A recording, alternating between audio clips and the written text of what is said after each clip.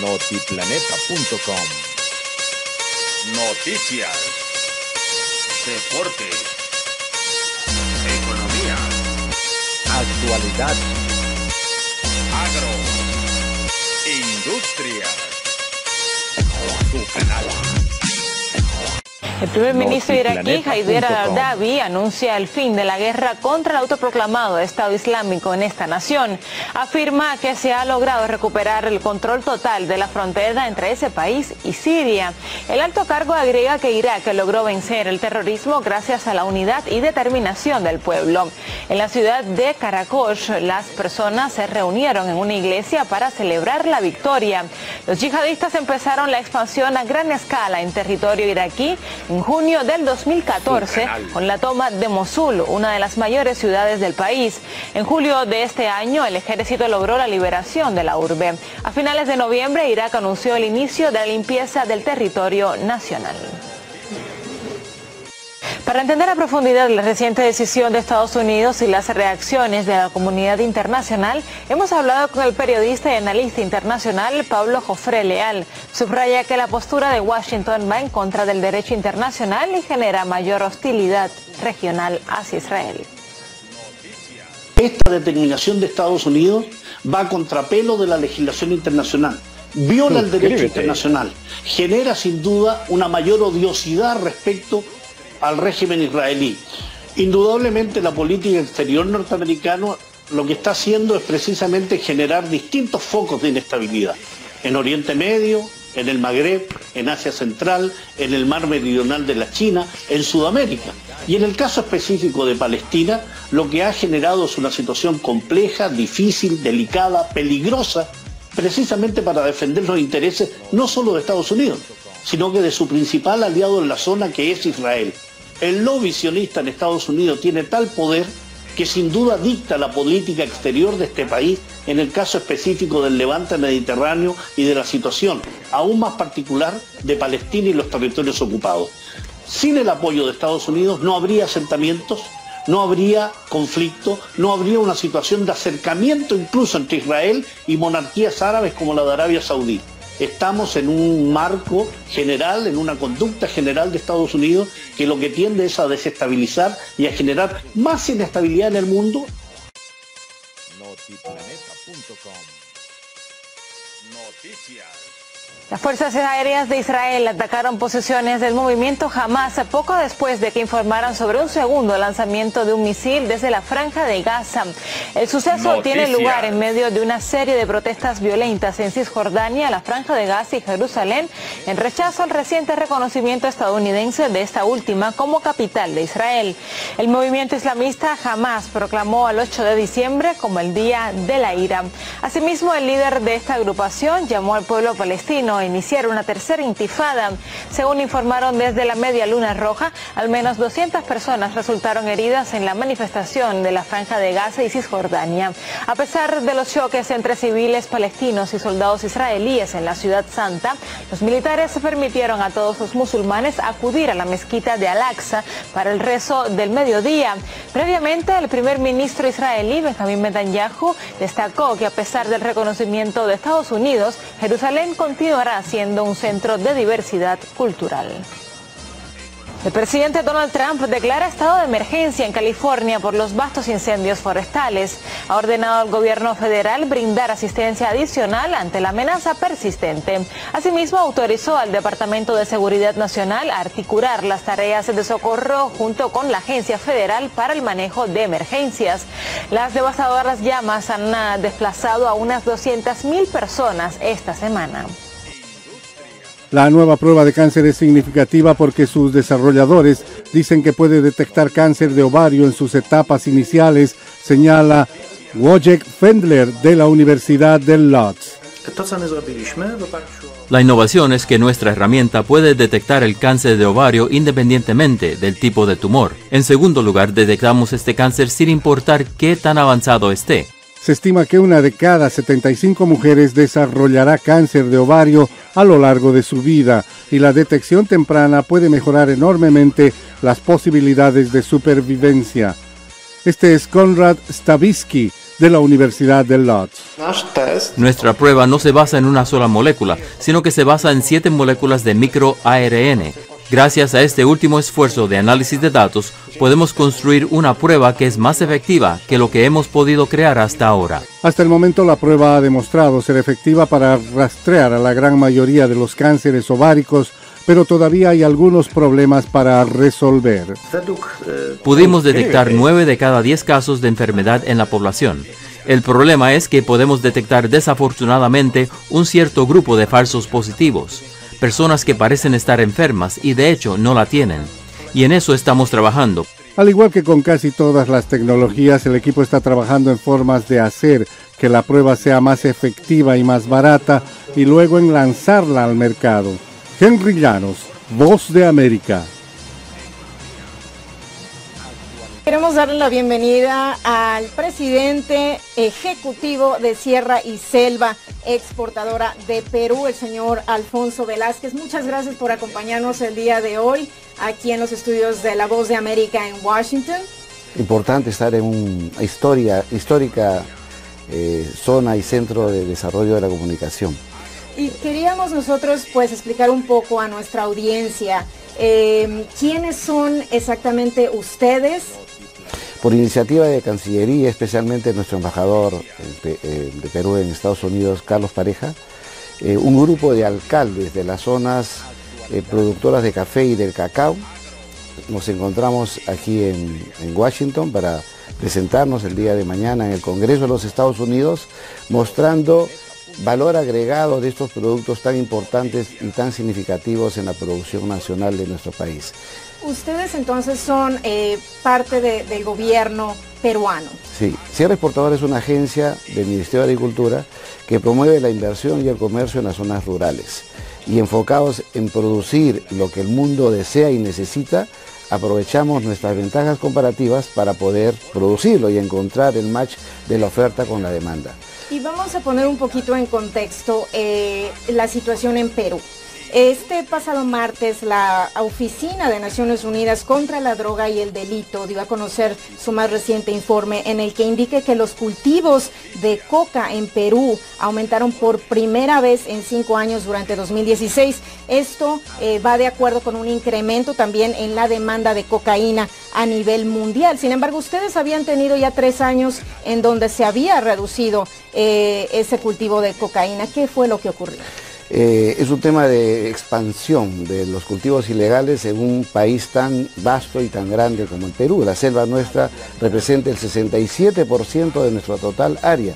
Sin embargo, zonas como el Monzón, zonas como la región San Martín, que antiguamente eran 100% coca, hoy día se ha erradicado totalmente. No existe más coca y se ha cambiado por café y cacao. La respuesta es, se hace interdicción, se hace intervención, pero se abren hacia zonas más cercanas al Brasil y a Bolivia, donde la selva es más contundente y más difícil controlar.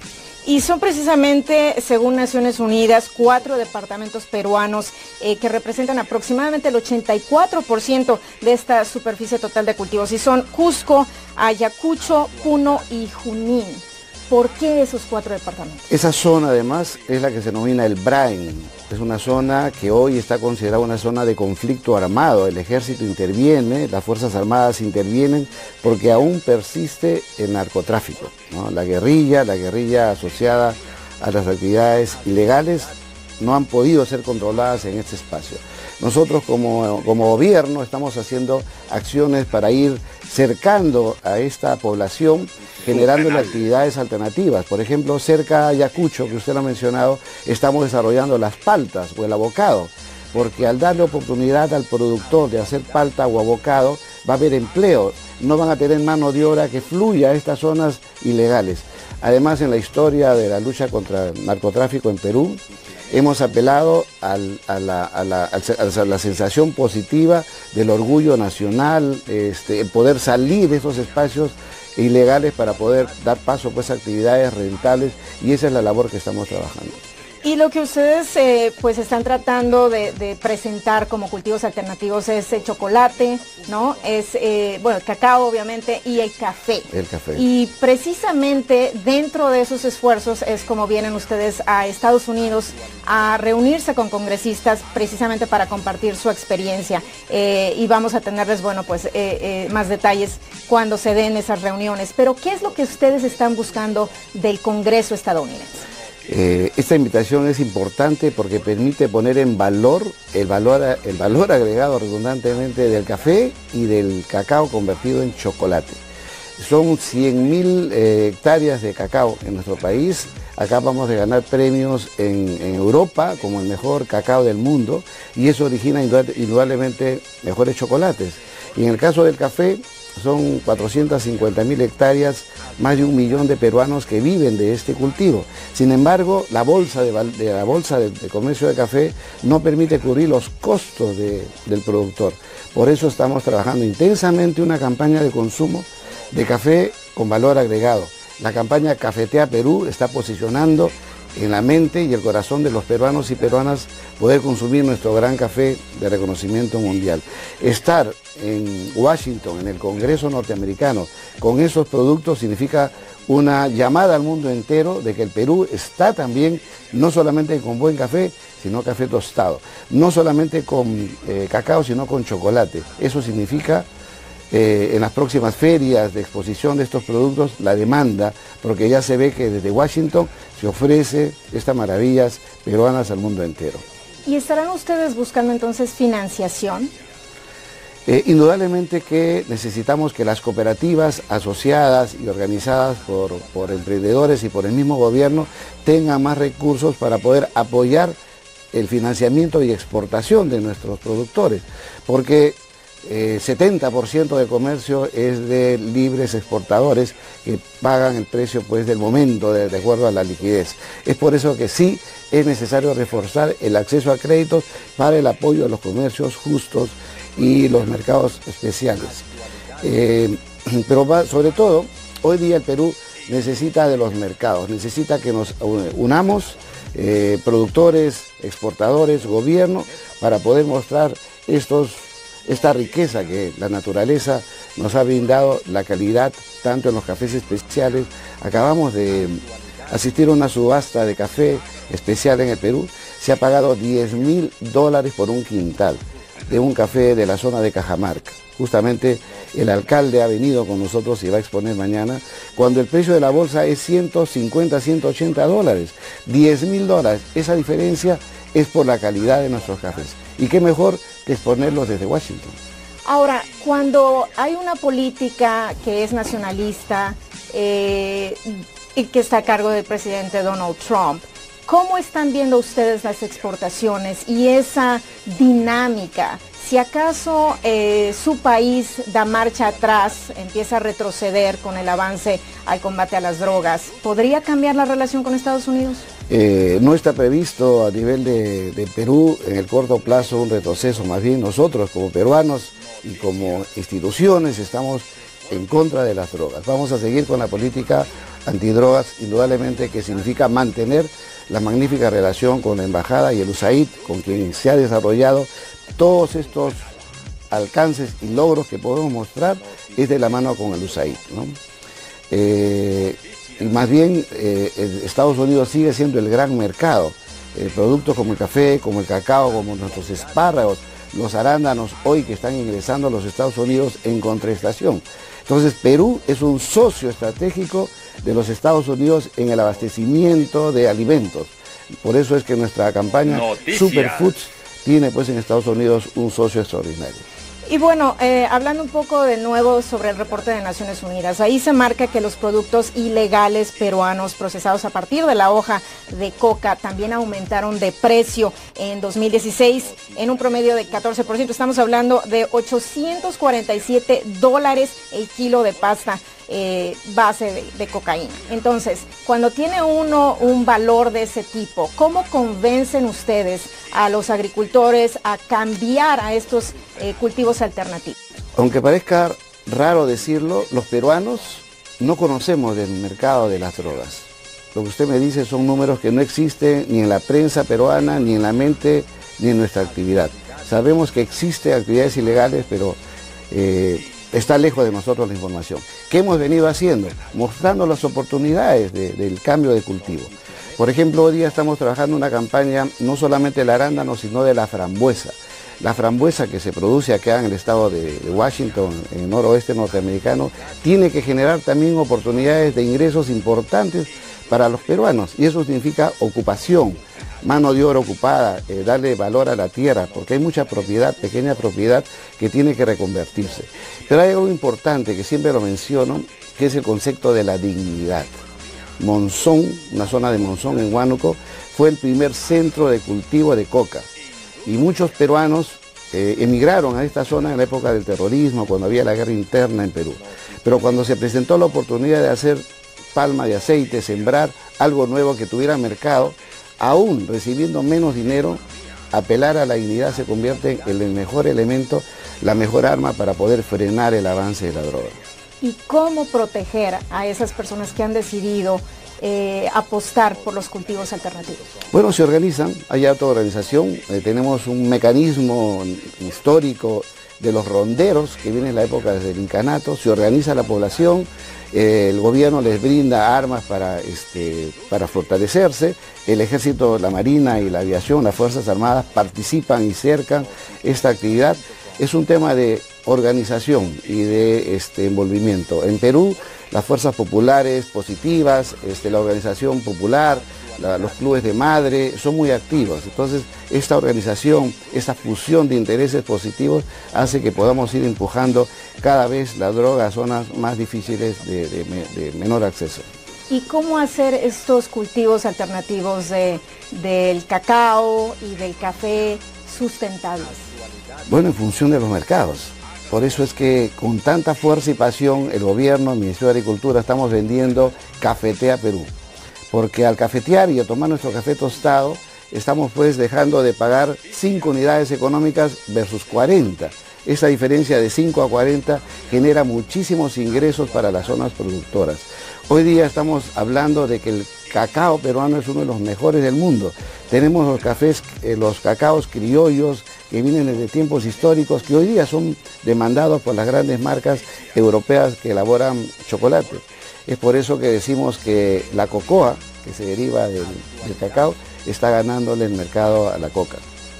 ¿Tienen ustedes planes de acudir a otros gobiernos, otros países, para promover estas iniciativas? Esta magnífica iniciativa de Cancillería, de la Embajada Peruana, del Congreso norteamericano, nos abre la visión para articular similarmente en otros países. Nuestro próximo destino deberá ser Inglaterra, seguramente, Italia, Asia. Japón se ha convertido junto con Corea en un magnífico mercado. La apertura a través de los TLC, los tratados de libre comercio con China, también nos abre un mercado importantísimo. Hoy día las paltas peruanas llegan a China, el arándano nuestro llega a China, nuestro café también, en la medida que los chinos cada vez toman aún más, pero la India también se convierte en un gran objetivo. El mundo entero está atento a los tratados de libre comercio y a la presencia y a la promoción de los productos peruanos. El mundo es nuestro. ¿Y cuál sería, el día de mañana cuando se reúnan con los congresistas, cuál sería el principal logro a su juicio? Poder decir, los señores congresistas de la Liga de Apoyo al Perú que van a asistir, que puedan mencionar y trasladarle a Norteamérica y al mundo entero que el café que están probando y degustando mañana, igual que los chocolates, son tan extraordinarios, de la mejor calidad o más exquisitos que cualquier otro café. Muchas gracias por habernos acompañado, presidente ejecutivo de Sierra y Selva Exportadora de Perú, señor Alfonso Velázquez, gracias por habernos acompañado. Un placer, muchas gracias. Y en las últimas 48 horas en la capital de México se han registrado al menos 7 homicidios. Esta y otras noticias en breve. Los medios mexicanos reportan además lesiones por arma de fuego, robos en transporte público e incluso en una escuela. Uno de los cadáveres encontrados por la policía llevaba una nota que atribuía la responsabilidad del crimen al grupo delincuente La Unión de Tepito. La Procuraduría local investiga la implicación de la banda en esta explosión de violencia.